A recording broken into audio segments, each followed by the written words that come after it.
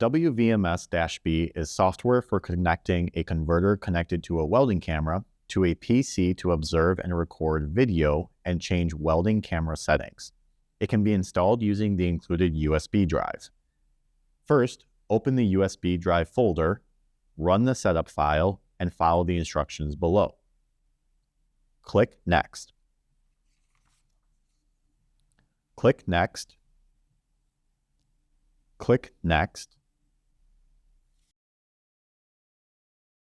Click Close. WVMS has now been installed.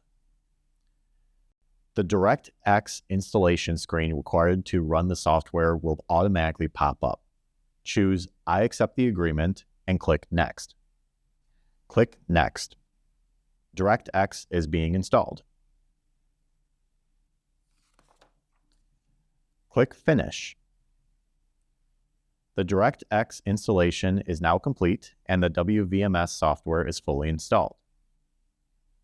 Please check that an icon like the one below has been created on your desktop. When you run WVMS for the first time, you will need to register your license key once. Click Yes. A license key input field pops up. The license key is provided with the WVMS installation file. Open the file and copy the entire license key.